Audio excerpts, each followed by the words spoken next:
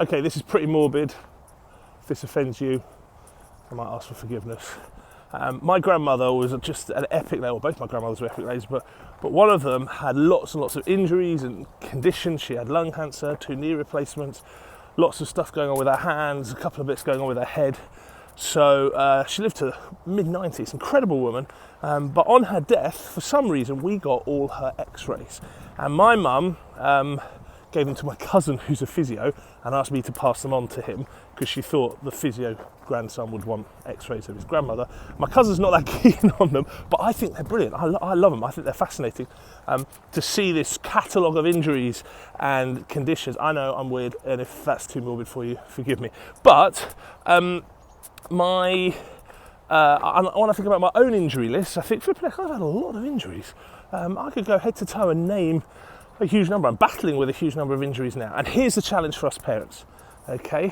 We are not doctors or physiotherapists, okay? And unless you actually are a doctor or physiotherapist, which would be a little bit weird, me saying that. But my guess is the majority of you are not. And that means that, particularly in the sports world, I see this so often. I saw a discussion in a WhatsApp group the other day about concussion, and I saw a parent talking about concussion. I was just head in hand going, you can't make that decision.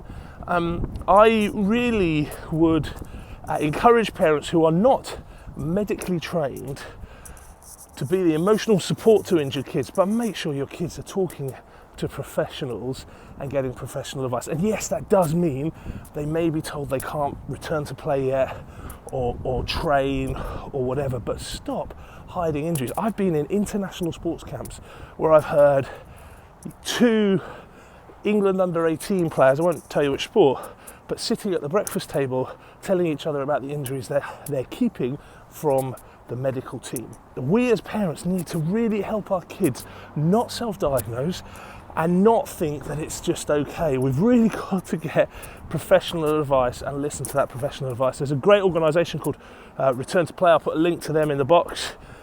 They're well worth checking out. They've got tons of really good advice. If it's concussion based, the RFU's head case stuff is also absolutely superb, very, very clear, very easy to follow. Again, I'll put a link in the box there. Listen, I like to think with my GCSE PE qualification and my N in A-level human biology, that's another long story, that I understand the human body. My mum was a nurse, and through some kind of osmosis, I often think that makes me a clinician, but it doesn't. The only people who can make medical decisions about my kids are those who are properly trained and qualified to do so. And when I start trying to make those decisions, I put my kids' physical development at risk, but also I teach my kids really bad habits. Actually, it's really important to seek proper advice rather than just go with dad's knowledge because he's got some x-rays of his gran in his study. They're not up, by the way, they're in an envelope. Thanks for stopping by. Hope you enjoyed that video. Please hit subscribe and like or dislike if you agree or disagree with me. Have an epic day supporting your kids. Be all the best that they can, and part of that is being able to have honest conversations with medical staff. Have a great day. Bye.